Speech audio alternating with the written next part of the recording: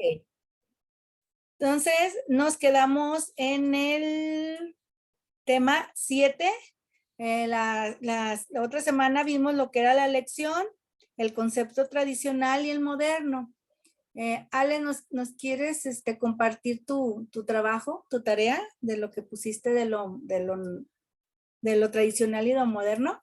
Sí, maestra, nada más deme un segundo que no sé Sí, por qué Classroom no me está queriendo abrir mi sí, algo, pantalla. algo tiene la aplicación. También no me han Sí, podido algunos alumnos mandar las tareas. No sé qué pase. no sé, y ya lo tenía abierto, pero como que se volvió a congelar y el que me lo haya abierto, déjeme ver si lo puedo abrir rápidamente de acá Sí.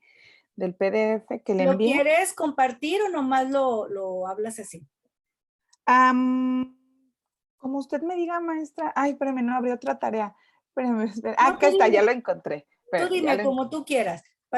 Pues si gusta lo comparto, maestra, no hay ningún Ok, problema. entonces ya te di acceso. Ok, déjeme nada más que abra y Sí. ahí ya está.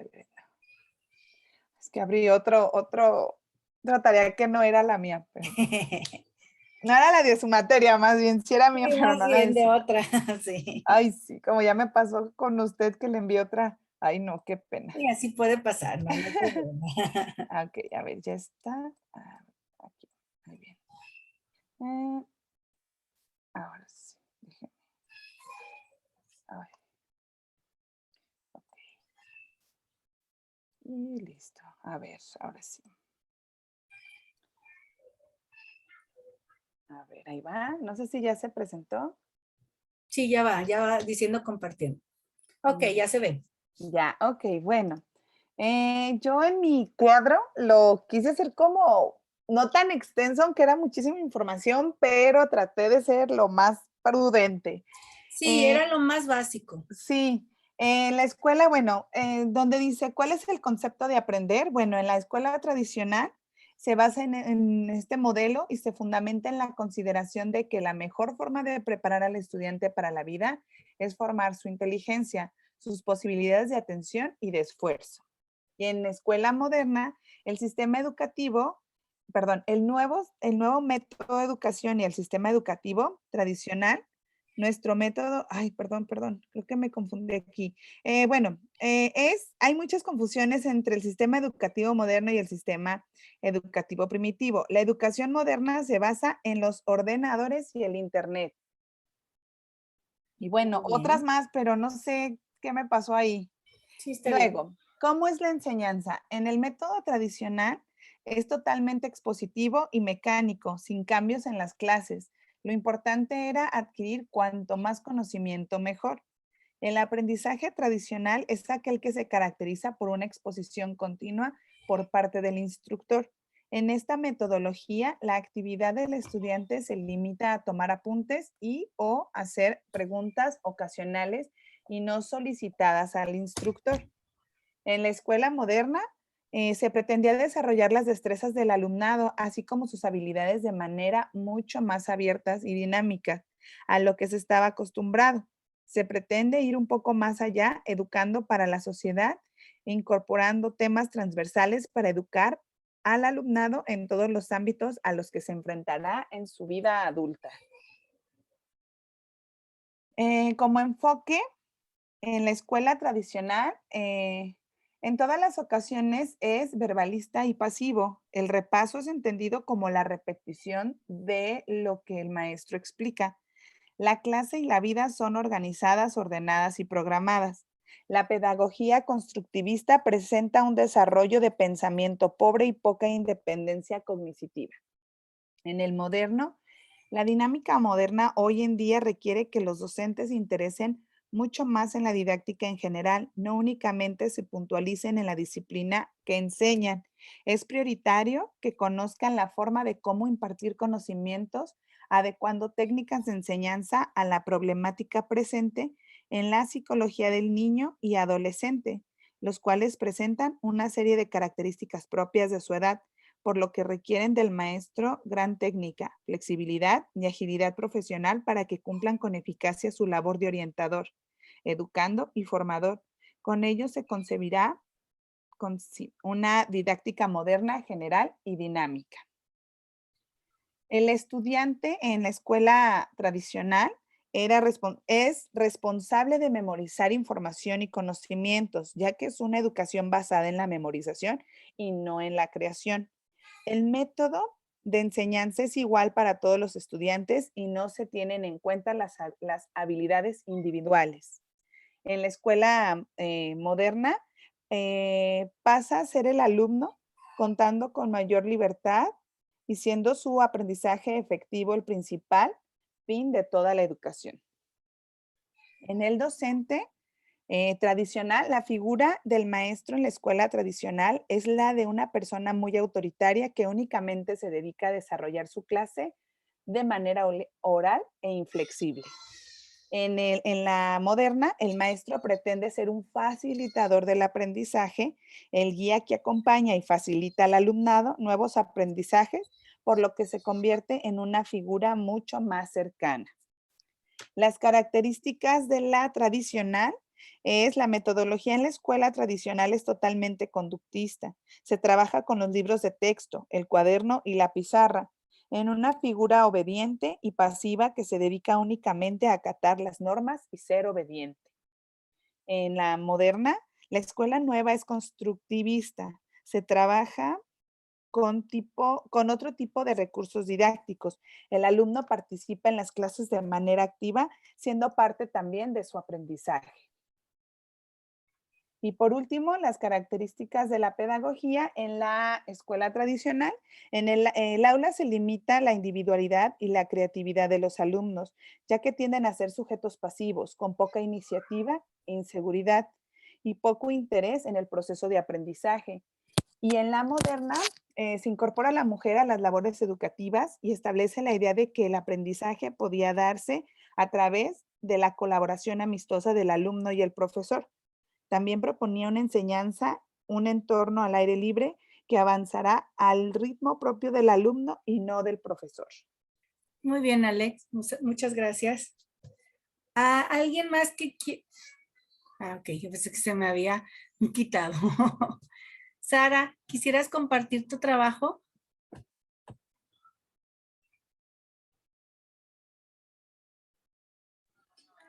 Sí, maestra, nada más que solo lo voy a leer, ¿está bien? Sí, está bien. Sí, está bien. Ahí voy, ¿eh? Sí.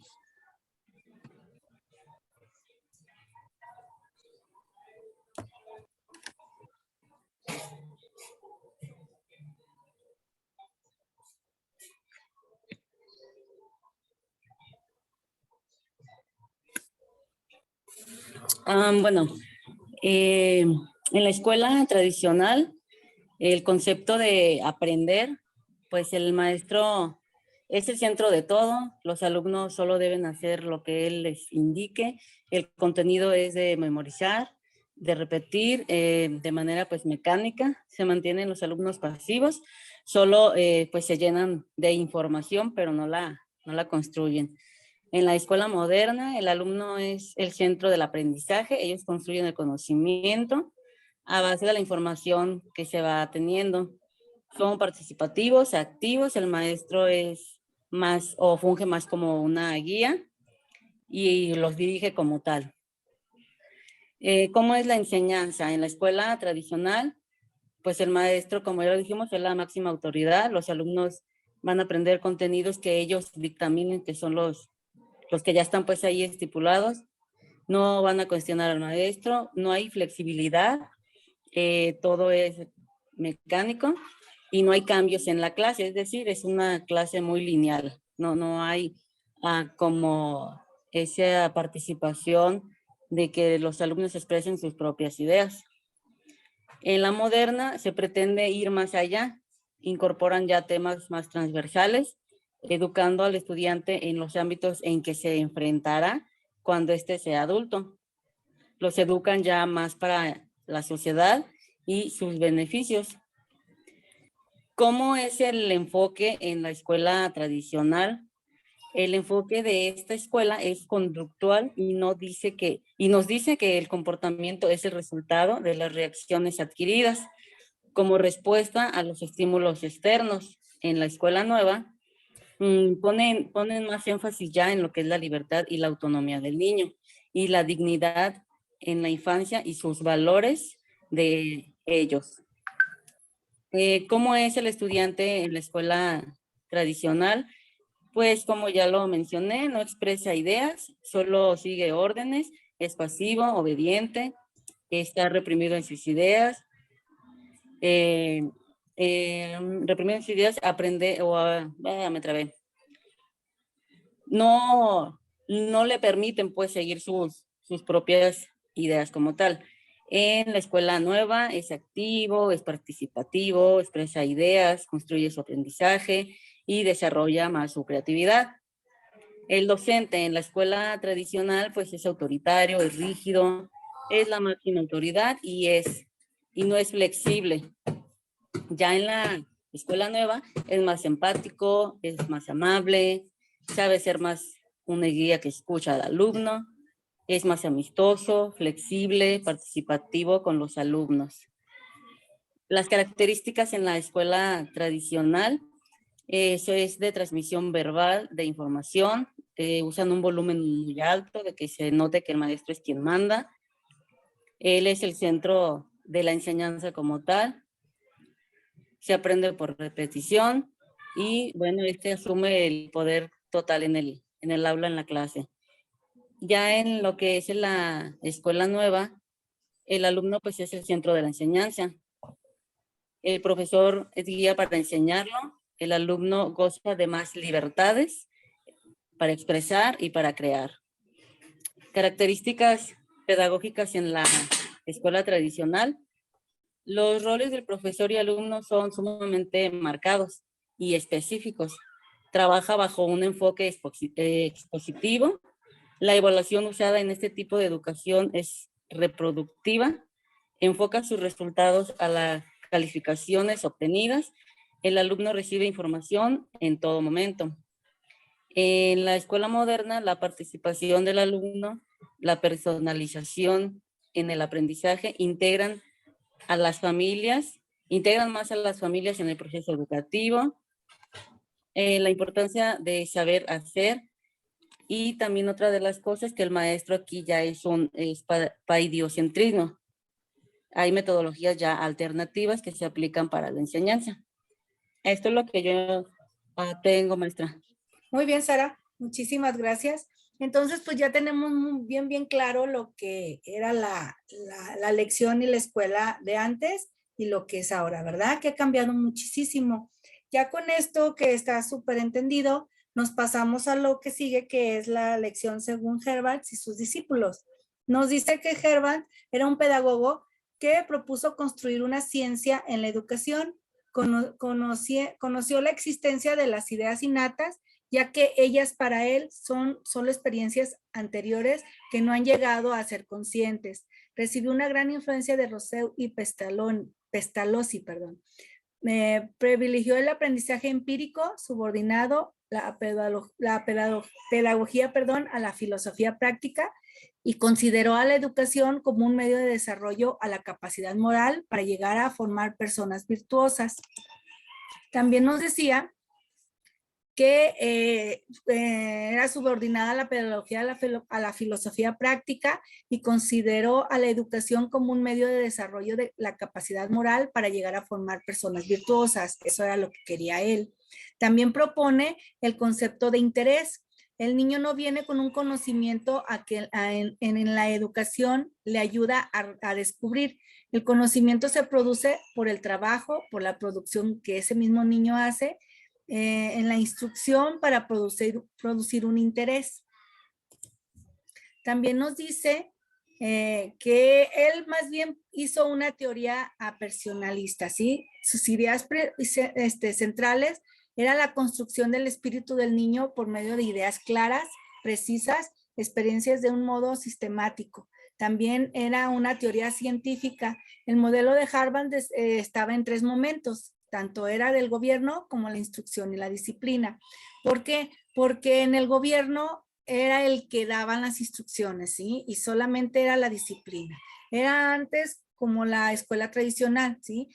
Que aprendías no aprendías a base de golpes, ¿sí? Era con una regleta lo que antes hacía. Y eso a él no le gustaba. O sea, sí decía que tenía que tener una disciplina, pero no tan severa. Nada más algo para que el niño tuviera esa sensibilidad y pudiera aprender, pero no a base de golpes fuertes, ¿sí? También él decía que era despertar el interés del niño para que le produciera un placer y así adquirir ese conocimiento. También decía que era motivarlo desde sus propias experiencias, donde él pudiera percibir y ver o adquirir esa atención adecuada para aprender.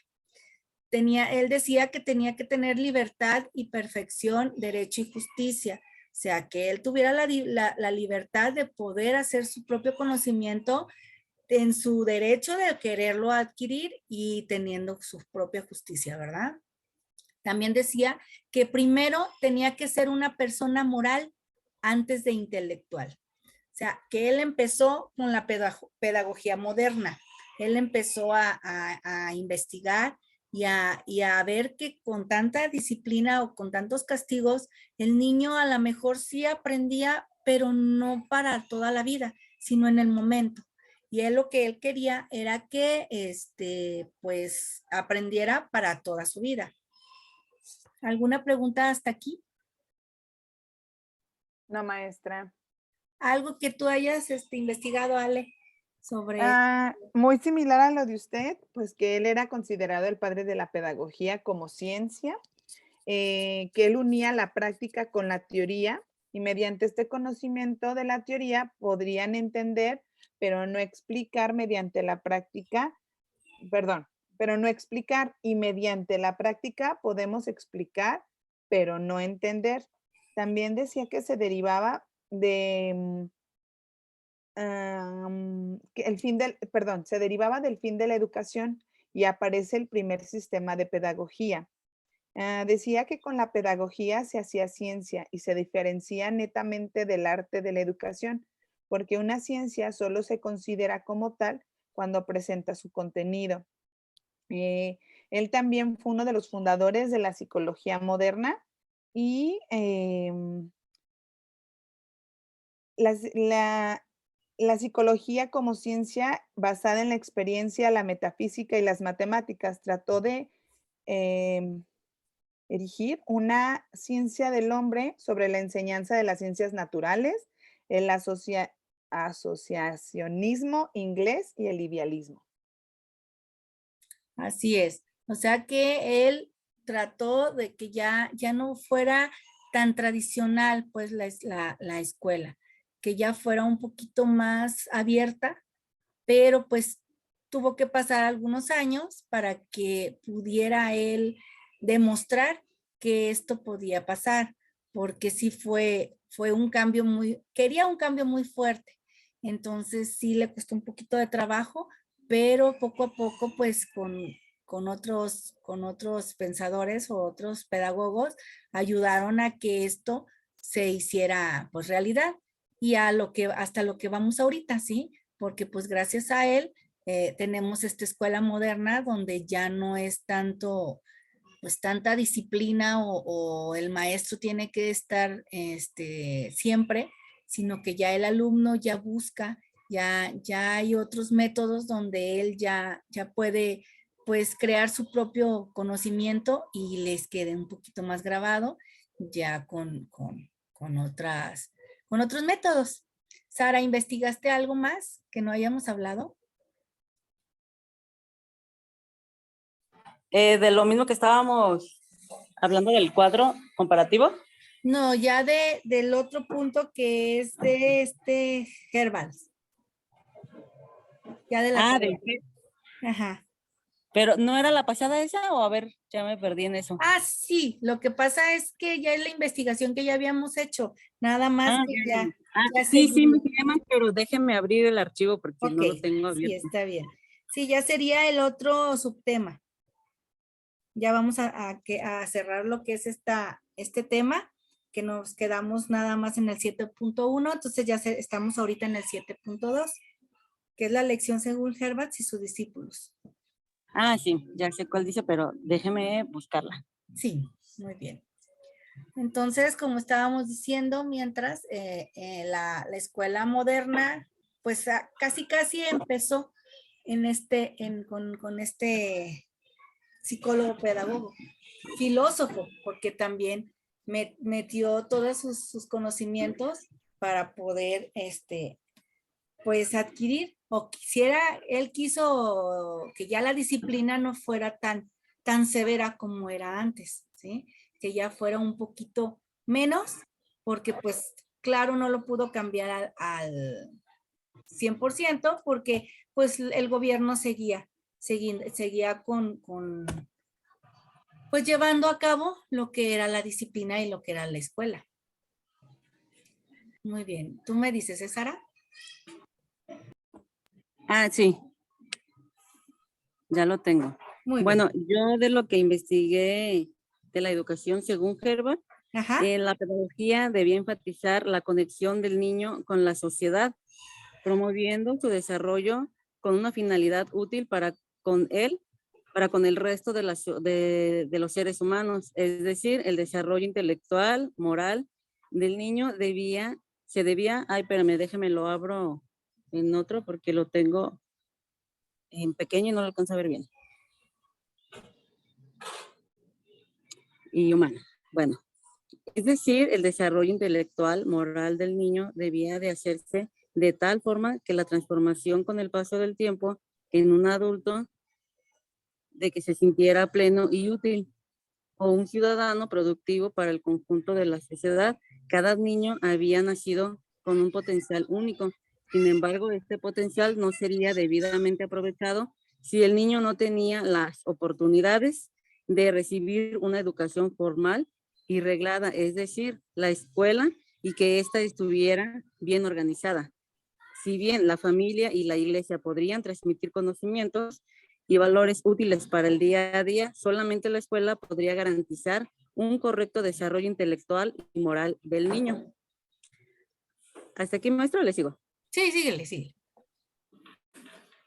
Un método pedagógico como tal, dentro de su método educativo, Herbert consideraba que la educación moral y la intelectual iban de la mano, no podían separarse, pretender enseñarla debidamente sin que una dependiera de la otra, sin establecer nexos entre ambas concepciones. Según él, si la naturaleza de la mente humana era algo unitario, ¿cómo se podría dividir inteligencia y moral? Para poder instruir al espíritu, esto es la moral, es necesario construirlo por medio de aprendizaje y fomento de la inteligencia. No obstante, la única forma de garantizar que el proceso educativo fuera productivo era hacer que las lecciones fueran de interés para el alumno. Y bueno, aquí con Herbert ya dice que John Friedrich, bueno, es su nombre completo, perdón, Sí. consideraba que era un pecado capital que el profesor fuera aburrido y que no se molestara en captar la atención de sus aprendices. La curiosidad, la viveza en cómo se da las clases, la motivación y las ganas de enseñar eran algo extremadamente necesario en toda lección. Muy bien, Sara, gracias. Aquí es lo que yo les mencionaba, que decía que primero fuera una persona moral antes de intelectual, ¿sí? ¿Por qué? Porque querían que el niño o la persona que estaba aprendiendo estuviera bien en lo que era lo psicológico, lo social, antes de que aprendiera, ¿sí? Porque si una persona está motivada o está lista para aprender, entonces ya puede adquirir ese conocimiento. Mientras no lo tenga, pues no puede adquirir ese conocimiento. Eso era lo que decía él. Muy bien, entonces, ¿alguna duda hasta aquí de lo que es Herbert? Yo no, maestra. ¿Tú, Sara, alguna pregunta? No, maestra, todo bien. Muy bien, entonces nos pasamos al otro, que es el criterio de Clotilde Guillén de Regazo, ¿sí? Ella decía, bueno, era una pedagoga argentina que era directora de un seminario de pedagogía en la Universidad de Buenos Aires. ella impulsó, perdón, ahí en Argentina el movimiento de la nueva escuela. Ella nació en 1880 y falleció en 1951. Ella propuso que los niños debían ponerse en contacto con las cosas mismas a través de ejercicios de observación, experimentación y construcción. También ella decía, en la escuela normal puso en práctica una serie de experiencias como los centros de interés. Además de ejercer su cargo como directora, dictó las cátedras de psicología, pedagogía, francés en las futuras maestras. En los centros de interés, a los que definía como una serie de ocupaciones escolares que al mantener al niño en constante actividad, le proporcionaban la oportunidad de adquirir conocimientos y técnicas de lectura, escritura, redacción, ortografía, dibujo, etcétera, de acuerdo a sus capacidades.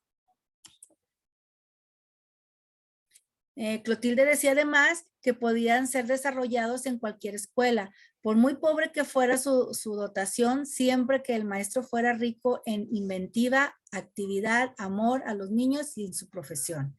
Aquí es donde ya ella quiso meter lo que eran los talleres, ¿sí? Que no solamente fuera su aprendizaje del niño con matemáticas, ciencias, biología, o lo que más les daban, que era pues la religión, ¿sí? En esos tiempos. Entonces, ella lo que ya quería era que el niño estuviera con otras actividades para motivarlo, ¿sí? Seguirlo. Ellos querían seguir lo que era la escuela nueva, y pues tenerlos motivados con dibujo. También ayudó a las maestras a que ellas tuvieran también otro tipo de aprendizaje, ¿sí? Que ya les enseñaran otro tipo de lenguaje, que ellas también supieran otro tipo de actividades para que ayudaran a los niños. Y con esto ellos estar pues más motivados y pues estuvieran aprendiendo ya de otras actividades, ¿sí? ¿Alguien más investigó sobre este subtema? ¿Tú, Ale? ¿Tienes algo más? Sí, perdón. Yo investigué que su propuesta, como usted dice, se organizaba por centros de interés, que como usted dice, en algún momento utilizamos los clubes en las escuelas, que muchos los adaptaron, otros no. Dice que se definían como una serie de ocupaciones escolares y que al mantener al niño en constante actividad, pues le proporcionarían una oportunidad nueva de adquirir conocimientos y técnicas como de lectura, escritura, redacción, ortografía, dibujo, y pues esto sería de acuerdo a las capacidades de cada niño. También pues podrían ser desarrollados en cualquier escuela, por muy pobre que sea la dotación, siempre que el maestro sea rico en inventiva, actividad y amor a los niños y a su profesión, pues esto podía abarcar estos centros de interés.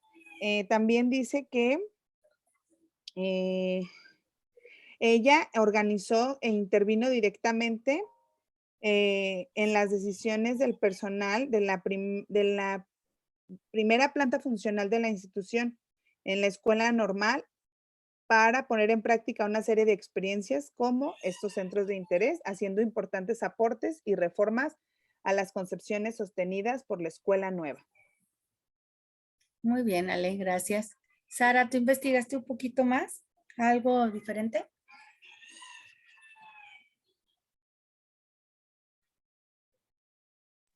Es muy parecido. Déjeme ver qué tengo. Más bien como como ella pensaba, vaya, ¿no? Dice, las necesidades de la humanidad siempre están en constante evolución y los regímenes, perdón, no, estoy leyendo la conclusión. Dice que su proyecto educacional instalado en el pensamiento y acciones pedagógicas en Argentina y Brasil impulsó un movimiento llamado Escuela Nueva, donde el alumno adquiriría internalización y apropiación del conocimiento, pretende superar el disciplinamiento de la clase y el enciclopedismo en la transmisión del conocimiento de la educación tradicional. Sostiene que la educación informativa y formativa esa es fácil de dirigir. Ay, no, espérate, déjeme regreso porque ya me perdí. Sostiene que la educación informativa y formativa, esa es fácil de... Espérate, maestra, déjeme reseteo. Sí, está bien, está bien. Ok. Dice pues que esas son fáciles como de dirigir. Dice Clotilde y Herbert buscan que la educación convierta a los estudiantes en pensadores, que sean participativos, activos, buscadores del conocimiento, que los lugares de estudio sean adecuados a sus necesidades y su nivel, y a su nivel, o sea, de niños. Y como ellos, otros pedagogos que con sus ideologías han podido marcar un parteaguas en las directrices de la educación. Y bueno, aunque a mi punto de vista, pues yo creo que sigue faltando mucho, ¿no? En cuanto a esas ideas que se traían desde hace mucho, yo creo que todavía no están como implementadas del todo, ¿verdad? Sí, yo pienso que sí, sí han ayudado mucho, pero nuestra educación en realidad no ha aumentado mucho, si se han fijado. O sea, no, a lo mejor sí cambia pues otras cosas, pero la educación seguimos igual. Tratan, no sé si sea por nuestro gobierno que todavía esté en eso, porque pues ellos son los que, ahora sí que los que dicen y deciden, o no sé qué pase, porque aquí la educación en México es muy diferente a Estados Unidos. No sé, Ale, ¿tú sabes cómo es la educación allá o tú, Sara, en algún otro lado? En Estados Unidos yo sé un poco, realmente no sé mucho, pero pues sí es muy diferente aquí, por ejemplo, a ellos se basan mucho más como en enseñarles a, a ser personas productivas, no tanto en conocimientos. Eso es de como desarrollar más habilidades de, por ejemplo, a ver, yo te doy una casa y te doy tanto dinero y tienes que administrarlo y, o sea, como todo es diferente. Entonces, si no se basan tanto en conocimientos, no. Como que los ayuda más como a motivarlos, como a desarrollarlos antes de que estarles metiendo tanta información. Yo así lo veo. Yo veo allá, o como por ejemplo también en Japón, son muchas actividades más bien como de superación, ejercicios, talleres, antes de que meterles tanto lo que es matemáticas, tanto pues más, ¿cómo se le puede decir? Pues de aprendizaje, ¿puede ser?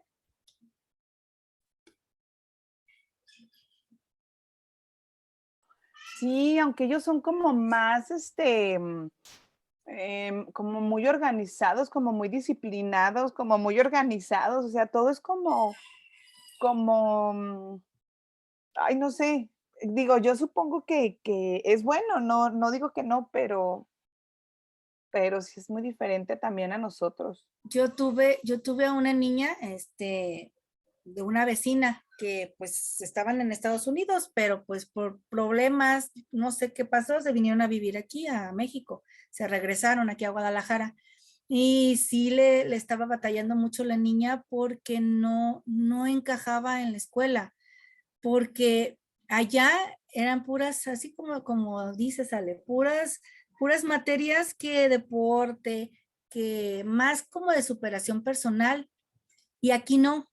Aquí es más materias de aprendizaje, pues, que ella no sabía. O sea, ella no sabía ni siquiera dividir, ¿sí? Y ya era una niña de 12 años, que se supone que aquí iba a entrar a la secundaria.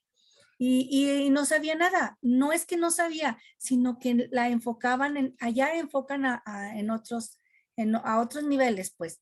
Llegando aquí, pues no pudo encajar. Entonces me la trajeron para que yo la viera